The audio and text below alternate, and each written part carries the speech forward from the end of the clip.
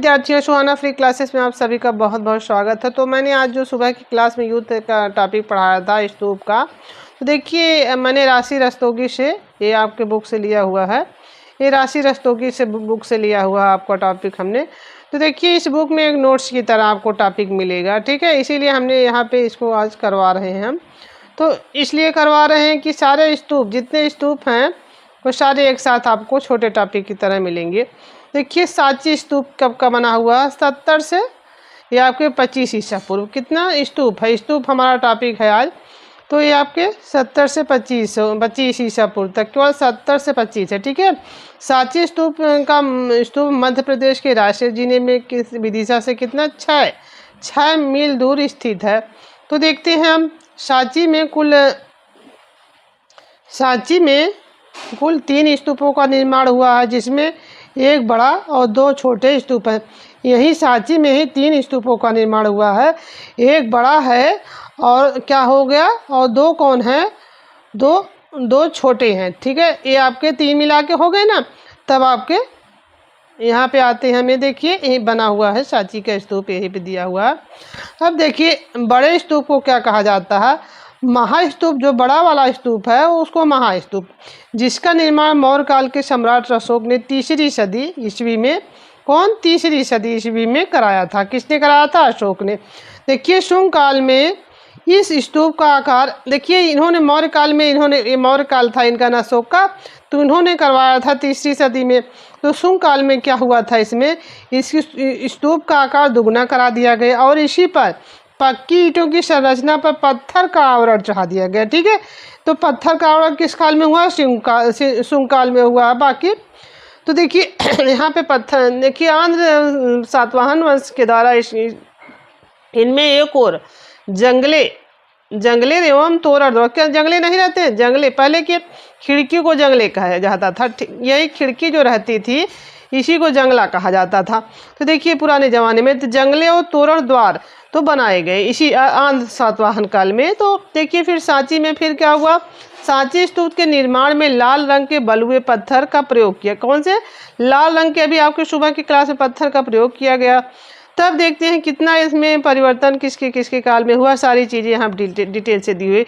इस स्तूप का द्वार जो है, द्वार अब किससे बना हुआ?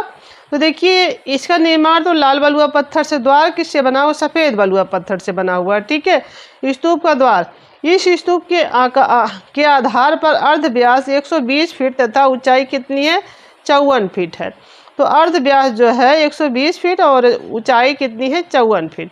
तो लाल बलुआ पत्थर से बना यह स्तूप कैसा आकार है इसका? तो देखिए ठोस गोली आकार है। कैसे आकार में? ठोस होता है और गोला आकार होता है इसका। देखिए अब यहाँ पे इनके दिए हुए जो सुबह की क्लास में हमने बताए थे। तो यहाँ पे देखते हैं मौर्य वंश का जो है 325 ईसा पूर्व से 184 ईसा पूर्व तक है। शुंग काल कितना? 184 से ईसा पूर्व से 72 ईसा पूर्व तक। तो देखते हैं फिर 319 ईसा पूर्व से 20 ईसा पूर्व तक। देखिए शक संवत कब चला था?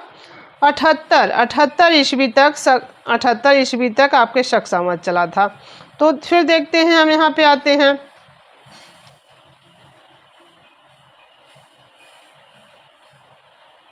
तो हाँ ये हमने पढ़ा था ना, ठोस गोली, हाँ खंड जैसा है। जो स्तूप है ठोस गोली खंड जैसा है।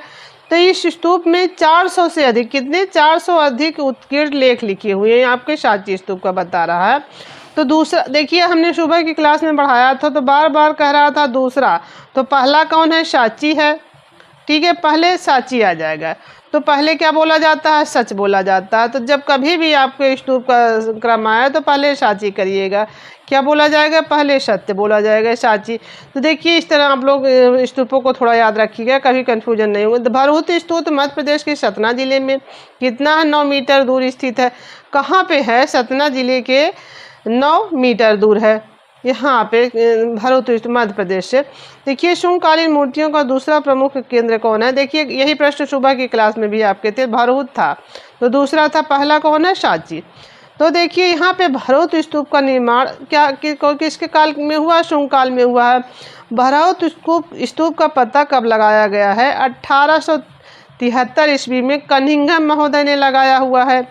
देखिए भरहुत स्तूप का आकार कैसा है, तो देखिए उसका था गोली, ठोस गोली में था, तो ठोस था।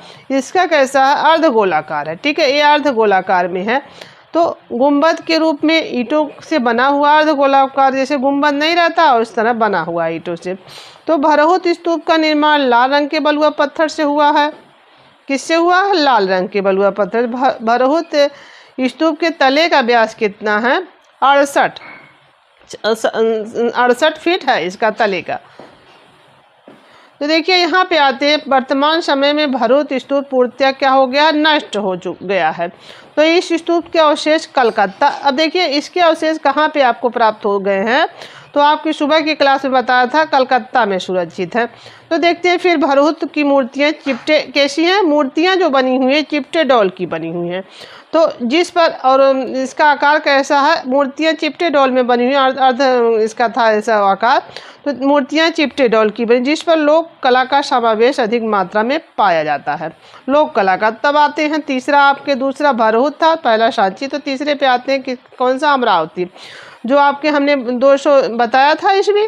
तो इसमें 150 से 200 जब ईस्वी हो जाएगा तो 200 यही पूरा उसका टोटल हो गया। तो यहाँ पे देखते हैं अब अमरावती स्तूप आंध्र प्रदेश के गुंटूर जिले में कृष्णा नदी के तट पर द्वितीय शती में बनाया गया। किस द्वितीय शती ये दिया है ना, दूसरी शती हो जाएगा पूरा 150 से 200 ईस्वी। तब फिर हम यहाँ आते हैं, देखिए बहुत छोटे टॉपिक में बहुत चीज़ें इसमें समाहित है, इसीलिए मैं इसको आज छोटे 5 मिनट के वीडियो में आपको दे रही हूँ इसका टॉपिक। देखिए अमरावती स्तूप का पता 1797 में ईस्वी में कर्नल मैकेंजी ने लगाया था। तो अमरावती स्तूप का निर्माण देखिए यहाँ शुंग काल, कुषाण काल में हुआ है। बाकी आपको सुबह की क्लास में हर कई बुक में चीज़ें अलग अलग होती हैं। तो एक आता सातवाहन काल था, ठीक है। तो बाकी आप अगर ये नहीं रहेगा सातवाहन, तब यही शुंग कुषाण ही होगा। बाकी देख रहे हैं आप, सातवाहन काल में हुआ है। वहाँ आपने पहले देखा भी था जब व्याख्या हमने पढ़ा था। अमरावती स्तूप का प्राचीन नाम क्या था, धान्यकट्टम। तो कंकर कोट आपके सारनाथ वाले में था कंकर कोट। तो अमरावती स्तूप का निर्माण सफ़ेद, तो सफ़ेद से बताया था हमने किया गया है अमरावती का। अब फिर आते हैं, अमरावती स्तूप का व्यास 160 फीट और ऊंचाई कितनी है, 90 फीट। व्यास 160 फीट और ऊंचाई कितनी है, 90 फीट। तो फिर आते हैं यहाँ पे हम, अमरावती स्तूप के अभिलेख मौर्यकालीन कौन से हैं, ब्राह्मी लिपि में पाए गए। इसके अभिलेख जो हैं आपके मौर्यकालीन ब्राह्मी लिपि में पाए गए, अभिलेख जो पाए गए हैं इसमें। तो यहाँ पे अमरावती स्तूप की मूर्तियों पर पूछा जाता है आपके प्रश्न, किसका प्रभाव है, तो रोमन शैली का प्रभाव दिखाई देता है आपके अमरावती पर। तो वास्तुकला के दृष्टि से चैत्य का दूसरा नाम क्या होता है, देखिए वास्तुकला चैत्य का दूसरा नाम क्या होता है, स्तूप होता है। तब यहाँ पे हम आते हैं, स्तूप को क्या कहते हैं, वास्तुकला की विशेषताएं, क्या कहते हैं, वास्तुकला की विशेषताएं। स्तूप पूजा का चलन कब से शुरू हुआ था, बताइए, सम्राट अशोक के काल से शुरू इसका पूजा का चलन जो हुआ था। तो स्तूप का अर्थ क्या होता है, मिट्टी का ढूहा। क्या होता है इसका अर्थ, मिट्टी का ढूहा होता। स्तूप क्या है, स्तूप बताइए क्या है, तो समाधि है। तो स्तूप प्रतीक किसका है, महापरिनिर्वाण का। तो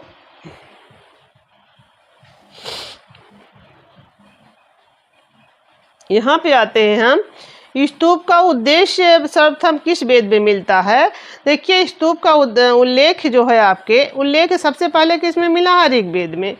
तो ऋग्वेद सबसे पुराना वेद है भी, तो इसी में सबसे पहले स्तूप का उल्लेख मिला है। पूछा जाएगा, प्रश्न बन जाएगा, अशोक ने कितने स्तूपों का निर्माण कराया था, तो कितना, 84,000 आपके इसका कराया था, स्तूपों का निर्माण इन्होंने का। अब देखिए पूछा जाएगा स्तूप कितने प्रकार के होते हैं, तो 4 प्रकार के होते हैं। स्तूप के कितने अंग होते हैं, तो देखिए स्तूप 4 प्रकार अंग पूछा जाएगा तो 8 हो जाएगा। तो यहाँ पे फिर आते हैं, सांची स्तूप में किसकी अस्थियाँ रखी गई हैं, सारिपुत्रा और महाभोग भोगलयायन की। किसकी, सारिपुत्ता और महाभोगलायन की अस्थियाँ रखी गई हैं सांची में। तो सांची जो है स्तूप का निर्माण किस शासक ने करवाया था, तो आपके सम्राट जो मौर्य से काल के हैं, तो आपके अशोक ने कराया था। तो सांची स्तूप की किसकी कला और मूर्ति कला को निरूपित करती है? तो ये आपके बौद्ध से संबंधित है सांची, तो बौद्धों को निरूपित करेगी मूर्ति कला और उसकी कला को स्तूप। तो सबसे प्राचीन और भव्य स्तूप कौन सा है? देखिए सबसे प्राचीन आपने देखा था, सबसे पहले यही था, हमने कहा था सबसे पहले सत्य बोला जाता है, तो सबसे पहले कौन रहेगा? आपके सांची। तो और एकदम भव्य, ठीक है, यही आपके सांची होगा। तो स्तूप के माथे पर किसमें छतरी बनाई गई है? तो किस, जैसे छतरी किसकी बनी हुई है? तो लकड़ी की बनी हुई है। तो स्तूपों का आकार कैसा है? तो अर्धचंद्राकार, ठीक है, इसका कैसा? अर्धचंद्राकार आकार स्तूपों का पूछा जाता है तो अर्धचंद्राकार होगा। देखिए शुंगकाल कला के स्पष्ट नमूने कहाँ से प्राप्त होते हैं? तो शुंगकाल का बता रहा है, तो आपके मध्य प्रदेश, भरहुत, सांची और तथा बिहार के बोध गया से प्राप्त होते हैं, ठीक है। तो देखिए स्तूप का निर्माण किस लिए किया जाता है? अब स्तूप का निर्माण आपके, देखिए स्तूप का निर्माण किस लिए किया जाता है? प्रार्थना सभा के लिए। यहाँ पे किसके लिए? प्रार्थना सभा के लिए, जबकि चैत्य आपके पूजा के लिए हो जाता है। तो देखिए बिहारों का निर्माण किस लिए किया जाता है? तो भिक्षुओं के निवास स्थान के लिए। देखिए स्तूपों का निर्माण किस लिए किया गया है? तो आपके प्रार्थना सभा के लिए। तो ये चीज़ें भी आप लोग जरूर याद रखिएगा। तो देखिए यहाँ पे क्या हुआ है, तो अमरावती में निर्मित बौद्ध स्तूप के चारों ओर वेदिनी का निर्माण, जो वेष्टनी का निर्माण किस शासक ने कराया था? वेष्टनी जो होती है, वेष्टनी का निर्माण किसने? देखिए वेष्टनी हो जाएगा, और वाशिष्ठी पुत्र कौन है? पुलमामी। वेष्टनी का निर्माण जब आ जाएगा तो दोनों शब्द आपको मिल भी रहे हैं, वाशिष्ठी पुत्र पुलमामी ने कराया था वेष्टनी का। देखिए अमरावती स्तूप किस आकार से? अमरावती स्तूप को बता रहा था, घंटा की आकृति में बना हुआ है। तो देखिए अमर जब कोई व्यक्ति हो जाता है तो घंटा बजता है कि नहीं? तो देखिए जब वीर अमर हो जाए, मैंने धौलावीर आपको पढ़ाया था ना, तो कैसे घंटा की बनता? तो अमरावती स्तूप की आकृति कैसी है? तो घंटा आकृति की है, घंटाकृति में है। तो देखिए अमरावती स्तूप के खंडित स्तूप के टूटे हुए हिस्से किस संग्रहालय में सुरक्षित? तो देखिए भरहुत के आपके वहाँ पे आपके कलकत्ता में। तो जब इसके खंडित स्तूपों के जो टूटे अवशेष संग्रहालय किसमें? मद्रास संग्रहालय में। अमरावती के कहाँ हो जाएंगे? मद्रास संग्रहालय में। तो दोनों चीज़ें आप लोग जरूर याद रखिएगा। अब देखिए कौन सा स्तूप आरंभिक बौद्ध वास्तुकला का अंतिम नमूना है? तो आपने देखा है कि अंतिम, तो यही अंतिम नमूना हो जाएगा ना, शुरू में सांची हो जाएगा, ठीक है, तो अंतिम यही हो गया ना। तो देखिए अंतिम नमूना कौन है? बौद्ध वास्तुकला, तो अमरावती अंतिम। देखिए ऐसे भी आप याद रखिए, जब अमर कोई व्यक्ति हो जाएगा, कोई वीर या कोई देखिए सेना में अमर हो जाएगा तो अंतिम हो जाएगा ना, अंतिम उसकी अवस्था भी होगी। तो जैसे मैंने घंटा आकृति बताया था ना, याद करने के लिए आपको बताया था, तो इस क्या हो जाएगा? अंतिम नमूना कौन हो जाएगा? अमरावती। देखिए अमरावती की मूर्तियां पर किसका प्रभाव? तो रोमन प्रभाव पूछा जाता है। तो अमर हो जाते हैं तो क्या रोना होता है ना, रोना होना होता है उसके परिवार, तो रोमन प्रभाव अमरावती पर पाया जाएगा। देखिए याद कराने की सारी ट्रिक आप लोगों को दे रहे हैं ताकि आपको परीक्षा में कौन सा प्रभाव है, यूनानी प्रभाव आ जाएगा, और देखिए कई प्रभाव आ जाएंगे, क्रीटन प्रभाव। तो देखिए क्या क्या करेंगे आप? रोमन प्रभाव, ठीक है। तो यहाँ पे देखते हैं भरहुत शिल्पकारों ने जो है स्त्री की नाभि को किस चिन्ह के अनुसार बताया है? जो यहाँ पे भरहुत में शिल्पकारों ने स्त्री की नाभि को किस चिन्ह के समान अनुसार बताया है, दर्शाया गया है? तो घन का चिन्ह जो प्लस होता है उसके अनुसार आपको इसमें दर्शाया। सारनाथ स्तूप का निर्माण किसने? सारनाथ का बता रहा है, तो इसने सम्राट अशोक ने कराया है। तो सम्राट सारनाथ स्तूप को और किस नाम से जाना जाता है? तो धमेक या धर्मराजिका। और स्तूप के धमेक या दोनों नाम आएगा, दोनों एक ही है, तो धर्मराजिका या। तो देखिए धमेक स्तूप का निर्माण किस शासक ने करा? तो देखिए ये तो आपके अशोक वाले हैं, तो यहाँ पे क्या दिया था? देखिए सारनाथ स्तूप का निर्माण तो आपके इसने कराया था।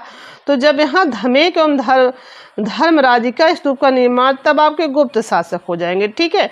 तो ये देखिए, नहीं तो आपको वही सारनाथ वाले अशोक ही आपको याद आएंगे। चौखंडी स्तूप कहाँ है? देखिए चौखंडी स्तूप भी पूछा जाएगा, ये भी आपका प्रश्न बनेगा। तो कहाँ है? तो ये प्रश्न बनता है बहुत इंपॉर्टेंट, तो सारनाथ में है। तो चौखटी और सारनाथ, ठीक है। लघु आकार किसी एक स्तूप का नाम है। सबसे छोटा जो एक लघु का है तो आपके वैशाली का है, तो वैशाली का है। तो देखिए जातक कथाओं से संबंधित स्तूपों का नाम क्या है, जिसमें जातक कथाएं आपकी हैं। जातक कथाएं बौद्ध के जीवन से संबंधित हैं सारी, तो पूर्व जन्म की कहानियां रहती हैं। तो जो उसमें कितनी जातक कथाओं से संबंधित कौन कौन से, साची, भरहुत, अमरावती तथा नागार्जुनी कोंडा। नागार्जुनी कोंडा है ना, नागार्जुन कोंडा स्तूप कहाँ स्थित है पूछा जाता। अमरावती से करीब 95 किमी उत्तर में गुंटूर जिलों में कृष्णा नदी के बाएं तट पर तृतीय शताब्दी में बनाया गया है। कब बनाया गया है? तृतीय शताब्दी में, जबकि आपके अमरावती द्वितीय का है, ठीक है, तो द्वितीय शताब्दी का है। तो कहाँ बाएं तट पर, कहाँ? तृतीय शताब्दी में बनाया गया है। अब देखिए लास्ट हमारा है जो आपके बोरोबुदुर का बौद्ध स्तूप कहाँ पाया जाता है, पूछा जाता है काफ़ी, तो जावा में, ठीक है। यही हमारा टॉपिक स्तूप का समाप्त होता है। तो हमने छोटे से टॉपिक लिए थे, लेकिन बहुत यहीं से आपके अगर परीक्षा में 2 से 3 प्रश्न बनने की उम्मीद रहती है। तो देखिए एक स्तूप का टॉपिक आज हमने समाप्त कर दिया बहुत, तो इसको आप लोग देखिए, सारी चीज़ें जो टॉपिक वाइज दी हुई उसको याद करिए। तो धन्यवाद आप सभी का, थैंक यू, गुड नाइट आपको। तो एक वीडियो हमारा छोटा सा, थोड़ा सा 1 मिनट, वीडियो रुक नहीं रहा।